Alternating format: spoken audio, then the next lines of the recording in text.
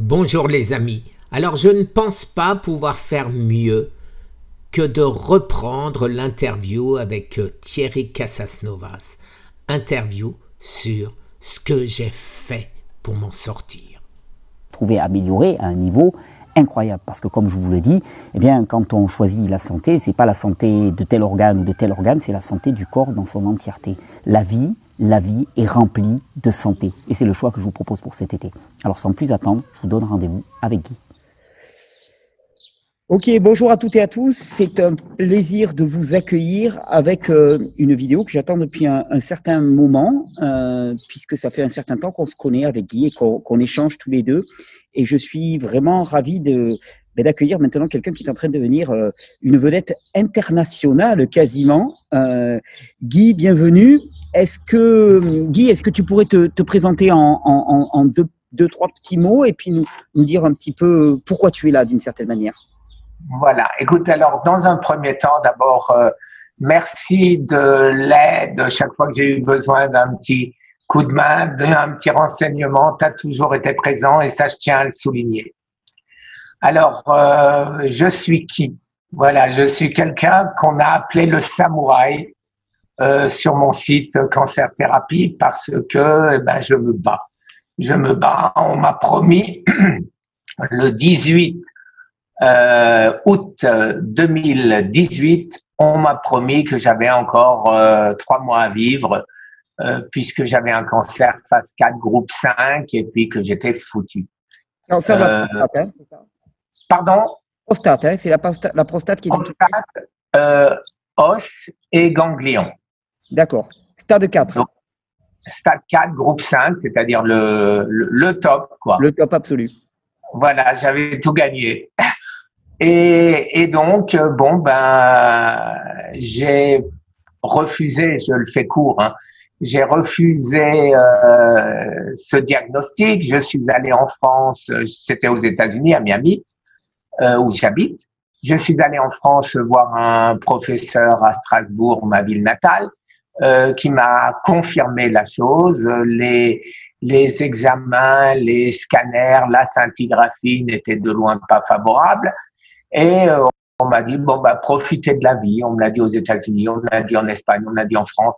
Profitez de la vie pour partir. Mais ne vous inquiétez surtout pas. On a des médicaments qui vous permettront de partir paisiblement sans trop souffrir. C'était magnifique. Voilà. Donc, résultat, quand au début, j'ai eu quelques mois de laisser aller où j'étais foutu, quoi. Mais très vite, très vite, j'ai repris du poil de la bête, je me suis renseigné, j'ai appris comment ça se passait, j'ai fait les prix Nobel, d'abord de médecine et j'ai vu que les médecins, ils vous disent, t'as quelque chose, tiens, prends une pilule et puis voilà, et ils font pas grand chose d'autre. Donc, je me suis intéressé au prix Nobel de biochimie et là, j'en ai appris beaucoup plus. Et à ce moment-là, j'ai décidé de me sauver et jusqu'à preuve du contraire, je me suis sauvé. Je suis, paraît-il, guéri. Tu es, paraît-il, guéri. Donc, quand tout à l'heure je te charriais un petit peu en disant que tu étais une vedette internationale, c'est qu'il y a peu de temps, il y a un youtubeur américain, un médecin américain, youtubeur qui s'appelle Eric Berg, qui est assez connu, qui a beaucoup d'audience aux États-Unis, qui a consacré 3 800 000 abonnés.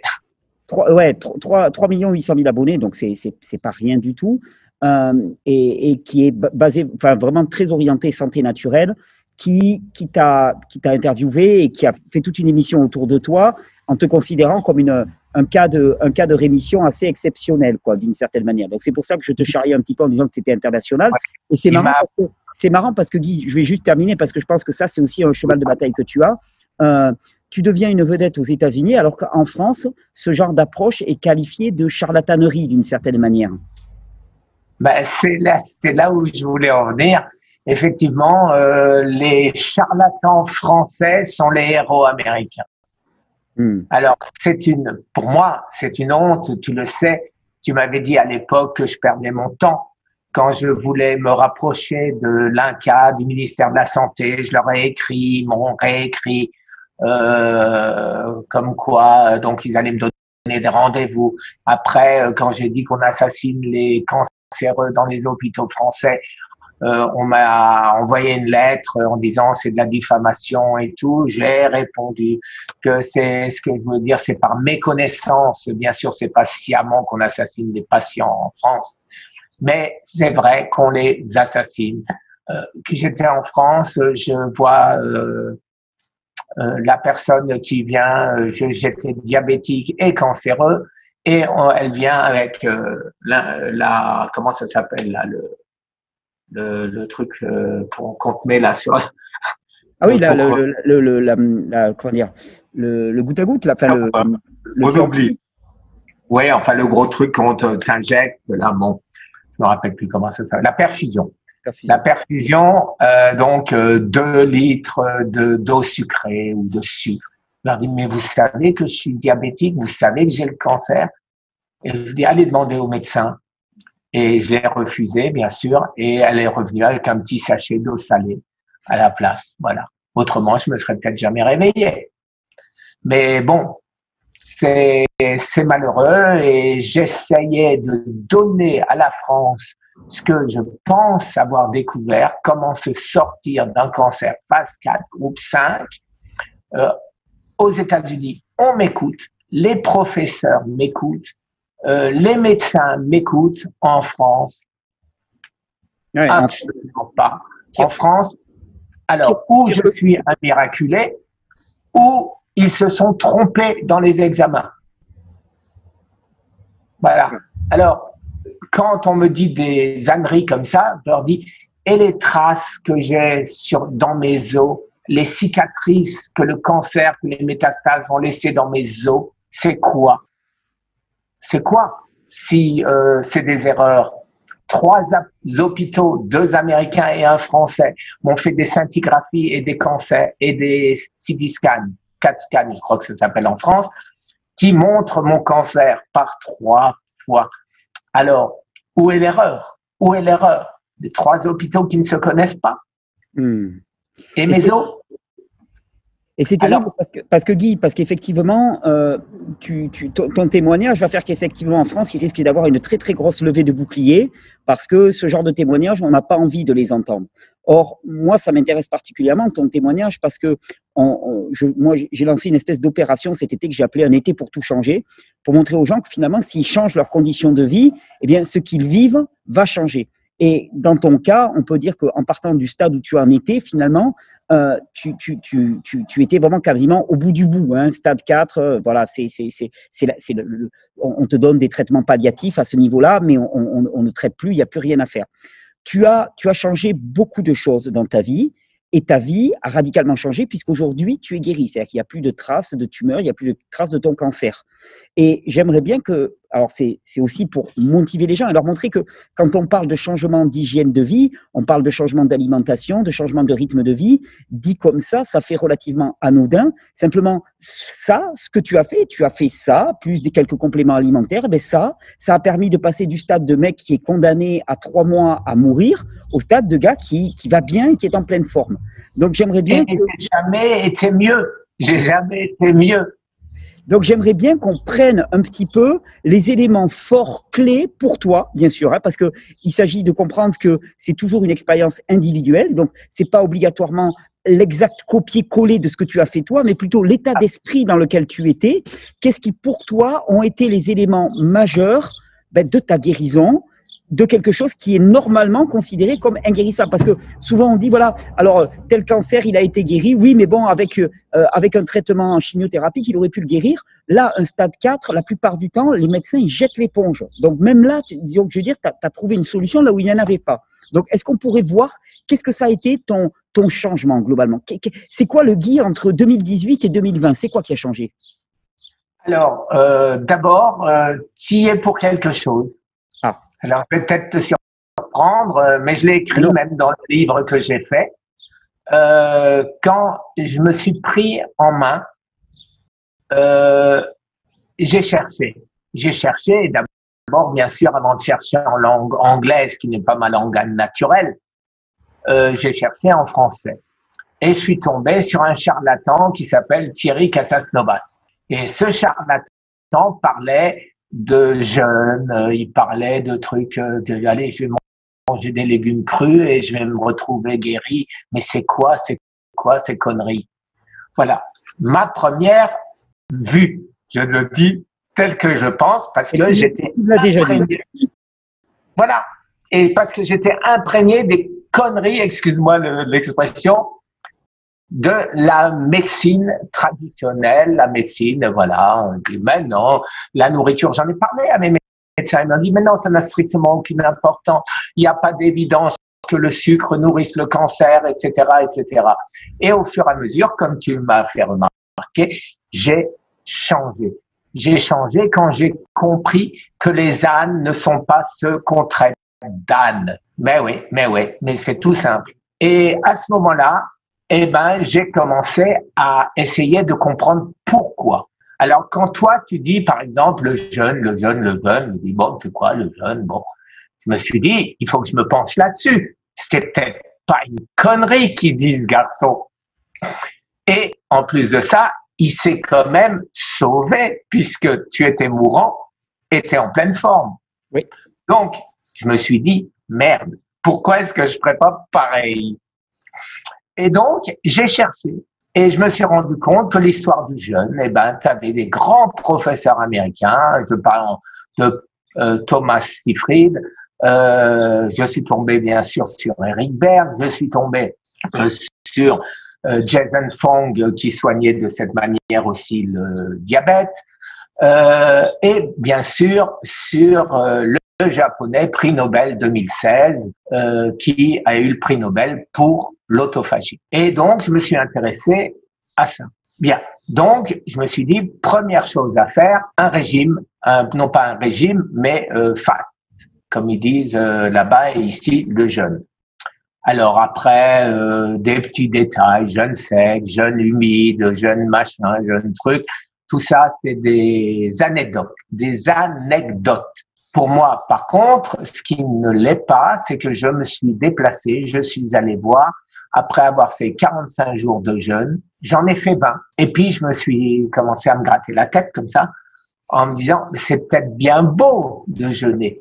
Mais, et si je rajoutais tout ce qui est censé tuer les cellules du cancer, ce serait peut-être un plus. Et donc, je l'ai fait. Un peu plus tard, je suis allé pousser la porte, vraiment, parce que c'est un professeur de biologie à Boston College et il avait aucune raison de recevoir Guy, qui ne connaissait ni d'Ève ni d'Adam. J'étais avec mon fils, il nous a reçus merveilleusement et il m'a dit, ça c'est une anecdote que j'aime raconter, il m'a dit, on rentre et il me dit, est-ce que tu savais que les grands singes, les chimpanzés, n'ont jamais de cancer? Et moi, du tac au tac, comme ça, avec mon humour, je lui réponds, bah, c'est normal, ils peuvent pas aller chez McDo et ils peuvent pas aller chez Publix, un supermarché, ici, s'acheter des Häagen-Dazs. Il rit, et c'était parti, on a eu 2h30 de conversation. Et à la fin, il me dit, je suis vraiment désolé de ne pouvoir t'aider, je ne suis pas médecin et je n'ai pas le droit. On sort et je dis à Olivier, mais il ne se rend pas compte qu'il m'a déjà aidé. Il m'a donné la solution avec la première phrase qu'il a dit, voilà, les grands singes n'ont jamais le cancer. Donc, qu'est-ce qu'il faut que je fasse? Comme les grands singes. Et j'ai mangé cru. Et je continue à faire mon jeûne pour pas donner de routine au cancer. Un coup, je mange pas pendant 15 jours. Là, j'ai encore un CT scan 18 juillet. Ouais, c'est ça, le 18 juillet. Donc, qu'est-ce que j'ai fait? Je recommence un jeûne de 5 jours, 7 jours avec les 2 jours pour le résultat. Et après, si j'ai encore quelques cellules de cancer, eh ben, je vais continuer de nouveau pendant 21 jours. Et s'il n'y en a pas, je vais aller fêter ça au resto. Super. Donc, en pratique, Guy, pour faire simple, tu as changé massivement ton alimentation. Tu as adopté le jeûne dans ta vie régulièrement. D'ailleurs, je me souviens qu'on a plusieurs fois échangé à ce sujet-là.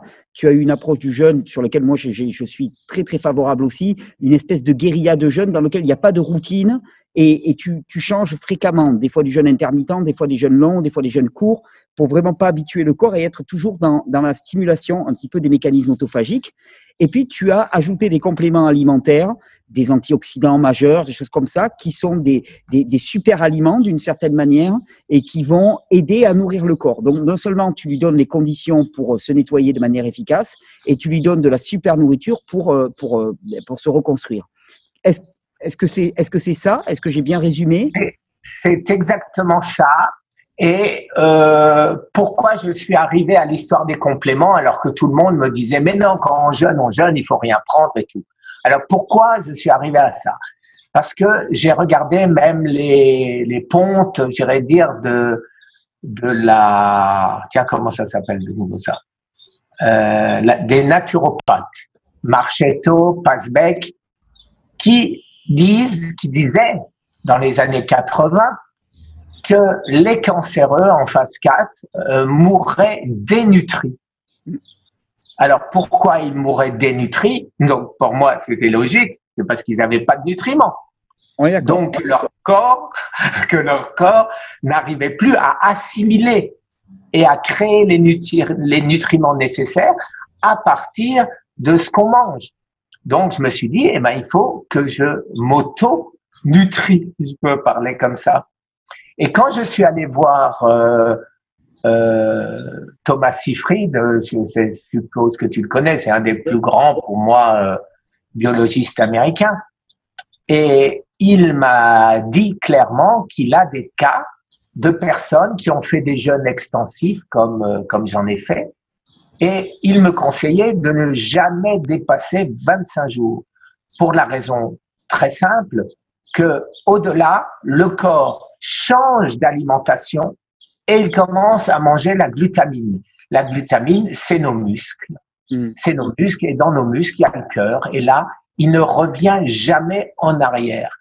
Comme preuve, il m'a donné une personne qu'il connaissait où ils ont fait une autopsie qui n'avait plus le cancer et qui est morte de faim. Et aussi les prisonniers dans les prisons qui font des grèves de la faim et qu'on prend trop tard, qu'on nourrit de force, mais c'est trop tard, ils meurent quand même parce qu'ils sont passés sous glutamine et à ce moment-là, c'est foutu, le corps ne revient jamais en arrière. Oui, c'est de la dénutrition profonde. Voilà, le corps a pris l'habitude de manger de la glutamine, il ne reviendra pas manger dans notre estomac. D'accord. Alors, Guy, dis-moi, tu as changé ton alimentation, tu t'es mis à jeûner, tu as pris des compléments alimentaires. Pour le coup, tu as basculé dans la secte des charlatans, on est d'accord? Parce que on est absolument d'accord et c'est pour ça que je suis là avec toi aujourd'hui pour te dire qu'il y a un charlatan de plus, mais un charlatan qui prouve cette fois-ci, un charlatan qui a sauvé sa vie, un charlatan qui veut le dire au monde, qui veut partager, qui veut donner son expérience pour sauver beaucoup d'autres personnes. Ouais. Et j'avais déjà eu le témoignage de Michel aussi qui s'était tiré d'un cancer du foie stade 4 aussi, de la même manière. Donc là, pareil, cancer stade 4 au niveau du foie, on le dit inguérissable, c'est même pas la peine de s'en occuper ni rien. Et pareil, changement d'alimentation, jeûne, complément alimentaire, voilà, changement aussi de mindset, d'état d'esprit. Et toi, tu l'as eu, ce changement de mindset, puisque tu es passé de victime à combattant. Et l'image de samouraï, elle est très importante, je pense aussi dans ta guérison. C'est-à-dire que d'un seul coup, tu t'es dit, non mais là, je suis plus en train de j'ai plus 3 mois à vivre et je dois juste me résigner. Mais je suis parti en lutte pour la vie d'une certaine manière. Et je pense aussi, alors peut-être que tu me diras, tu me détromperas si c'est pas vrai, mais que le fait d'avoir fait ce que tu as fait, c'est-à-dire une chaîne YouTube dans laquelle tu as tenu un véritable journal de ce que tu vivais. D'ailleurs, c'est très touchant parce qu'il y a vraiment des moments où tu partages tes doutes, tes craintes, tes inquiétudes. Enfin voilà, moi c'est comme ça que je t'ai rencontré parce qu'on m'a dit il y en a un, il met ses tripes sur la table et ça vaut le coup d'aller l'écouter quoi. Et j'ai beaucoup apprécié ça. Mais je dirais que cette chaîne aussi, elle a fait de toi le combattant que tu es devenu maintenant. Et je pense qu'elle a dû participer aussi à ton changement intérieur. Et quand moi je parle toujours de tout changer pour changer de vie, pour changer d'état de santé. Toi, c'est vraiment ce que tu as fait. C'est-à-dire physique, mental, émotionnel, tout a changé. et les résultats, ils sont là. C'est-à-dire que ton état de santé qui était fortement dégradé est redevenu au maximum, quoi. 100% d'accord. Pourquoi? Parce que au début, j'ai fait cette chaîne parce que j'avais 50 coups de fil par jour et ces 50 personnes me posaient la même question. Oh, mon pauvre vieux, comment tu vas? Et puis, t'as pas mal, tu souffres pas, etc., etc. Et je disais, eh ben, écoute, tu sais, j'ai publié une vidéo sur YouTube, vas-y, et comme ça, t'as pas besoin de me poser la question, je suis fatigué, j'en ai marre de répéter tout le temps la même chose. Et au fur et à mesure, il y a eu des abonnés, un peu de plus en plus, bien sûr, et qui ont vu en moi le changement, le guerrier. Alors on m'a appelé le guerrier, on m'a appelé Zorro, on m'a appelé. Mais ce qui m'a plu le plus, c'était samouraï. Pourquoi? Parce qu'il y a le mot amour dans samouraï. Ah, c'est joli, oui. Joli, joli, joli, joli. Voilà. Et tu t'es identifié à ça et ça t'a aidé aussi. Et je pense que c'est un facteur qu'on néglige trop souvent dans la guérison. C'est-à-dire que la guérison, elle est aussi à la portée des personnes qui y croient. Et c'est pour ça que moi, j'insiste toujours sur les systèmes de croyance. C'est-à-dire que si tu crois que tu es foutu, il y a peu de chances que tu t'en sortes. Si tu crois que tu as une chance, eh ben, tu vas mettre en place les conditions qui vont faire que tu vas t'en sortir. Et ce moral en plus qui est galvanisé, on sait l'influence qu'a le moral sur le fonctionnement du système immunitaire et du corps dans son ensemble. C'est-à-dire qu'une personne en joie, une personne enthousiaste, une personne qui est motivée est une personne qui va mieux fonctionner d'un point de vue physiologique et qui va permettre à son corps de réparer ce qui était a priori irréparable. Et je vais te dire, je pense que ce que tu viens de dire, c'est le b.a.-ba. Sans ce que tu viens de dire, sans le mental, eh ben, on est foutu. C'est-à-dire, à partir du moment où je me suis dit, non, je ne vais pas mourir, je vais faire ce qu'il faut pour survivre, eh ben, c'était gagné. C'était gagné. Parce que à partir du moment où tu sais que tu es maître de ta destinée, maître de ton corps, eh ben, c'est gagné. Et c'est ce que le message aujourd'hui que je donne. Il y a des médecins, il y a un type, un autre Français qui s'appelait Éric Gandon. Je ne sais pas si tu le connais. Je le connais, oui. Eh ben, j'ai fait une vidéo avec lui et j'ai insisté là-dessus et 100% d'accord, comme tout le monde. Tous les charlatans, tous les gourous sont d'accord. On peut se sauver. Les naturopathes aussi sont d'accord. On peut se sauver. Le cancer, ce n'est pas une maladie compliquée.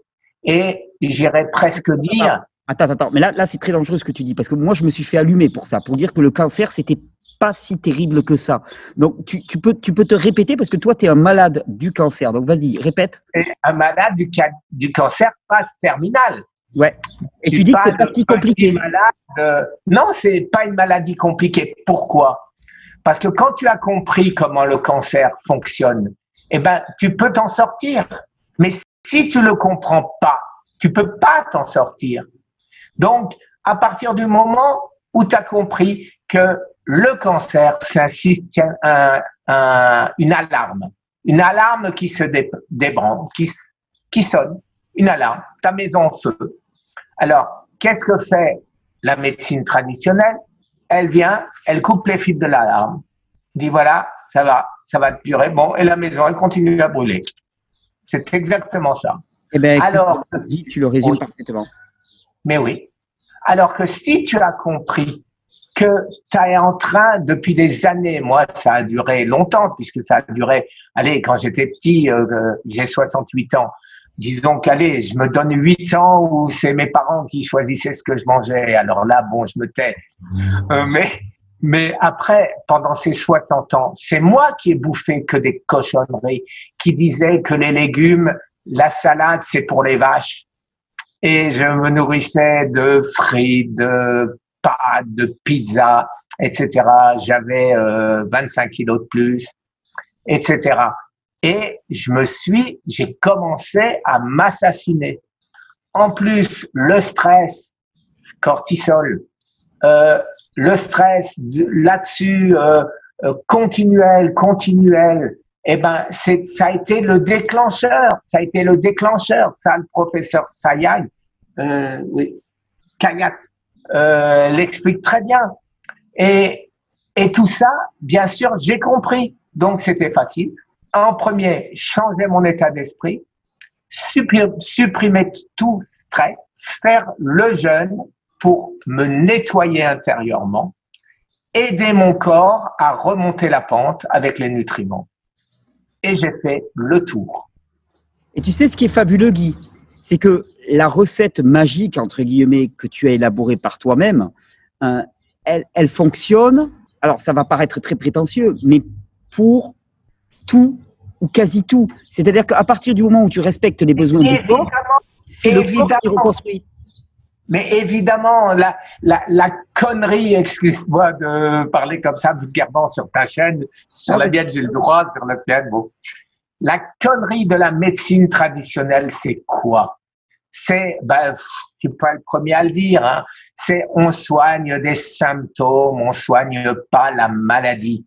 Parce que en mon jeûne, en détruisant… Excuse-moi, j'ai juste une petite coupure moi dans mon flux. Donc, tu disais, on soigne des symptômes et on ne soigne pas des maladies. Est-ce que tu pourrais reprendre là, s'il te plaît? Oui. On soigne, je disais que la médecine traditionnelle soigne les symptômes et ne soigne pas les maladies. Je te donne un exemple. Psoriasis, j'en avais derrière la tête. Qu'est-ce qu'on me donnait? De la cortisone. Je m'en collais sur la tête. J'étais tranquille pendant un mois. Mais qu'est-ce que je faisais en faisant ça? Je renvoyais dans mon corps ce que mon corps s'acharnait à faire sortir. Donc, j'ai arrêté de prendre la cortisone. J'ai arrêté, ça a duré 1 mois, 2 mois. Et depuis 2 ans, je n'ai plus de psoriasis. Mon Parkinson, j'avais ma main qui tremblait. Je ne tremble plus, quasiment, des fois, de temps à autre quand je m'énerve. Mais quasiment plus. Et pourquoi? C'est une maladie métabolique dont on n'a jamais trouvé la solution. Le traitement. Pourquoi? Parce qu'il n'y a pas de traitement. C'est métabolique. Il faut simplement se nettoyer, se vider de toutes les cochonneries qu'on a en soi. Et ça part. Alzheimer, c'est la même chose. C'est la même chose. J'ai un ami qui a Alzheimer, plutôt le père de mon ami. Mais je lui ai dit, donne-lui à bouffer cru. Arrête de lui donner ce qu'il a envie de manger. Les pâtes, voilà, les saucisses, etc., etc. Elle dit, ouais, mais il est en fin de vie, qu'est-ce qu'il dit? Il faut savoir ce qu'on veut. Ouais. Ou tu veux le garder, ou tu veux qu'il meure. Voilà, là, on en revient à ce que m'ont dit les médecins au départ. Enjoy the life, profite de la vie jusqu'au dernier jour, parce que maintenant, tu vas crever. Alors que ton père, il a peut-être encore de très longues années devant lui si tu le soignes. Et le soigner, c'est pas lui donner de médicaments, c'est de lui donner des aliments crus, de lui redonner la vie. Merci Guy, merci parce que voilà, moi je suis dans le cadre de cette opération qui s'appelle Un été pour tout changer et je trouvais que ton témoignage, il était vraiment très important pour montrer aux gens, attendez, quand on vous parle de tout changer, ça va jusqu'à renverser le cours d'un cancer stade 4, grade 5, donc un cancer qui te condamne à vie. Eh bien, même ça, tu peux le changer. Ce qui veut dire que tout ce qu'il y a en dessous, tous les petits symptômes, tu parles de psoriasis, tu parles de Parkinson, c'est marrant d'ailleurs, parce que dans ton histoire, presque, ça devient anecdotique, tu vois. Alors que simplement déjà, être handicapé par du psoriasis, c'est extrêmement handicapant, et arriver à le résoudre, c'est déjà fabuleux. Mais toi, tu considères ça comme accessoire d'une certaine manière. Oui, parce que c'est les effets collatéraux positifs, parce que quand on soigne un corps, on le soigne dans sa globalité. Guy, je te remercie énormément pour ton témoignage, parce que je pense qu'il est susceptible non seulement de redonner de l'espoir, et surtout de mettre en mouvement des dizaines de milliers de personnes qui croient que leur situation, elle est inéluctable, qu'elle est finie, qu'il n'y a plus rien à faire. Je pense que ton message, c'est d'abord un message d'espoir. Avant tout, un message d'espoir en disant, écoutez, c'est pas compliqué, c'est pas obligatoirement facile de changer son hygiène de vie, mais voyez le résultat. Non seulement je vis alors que je devais mourir, mais en plus, je vis mieux que je n'ai jamais vécu. Et ça change tout. Superbe message d'espoir de notre ami Thierry. Rien d'autre à dire. un vrai message d'espoir. Merci les amis, à bientôt.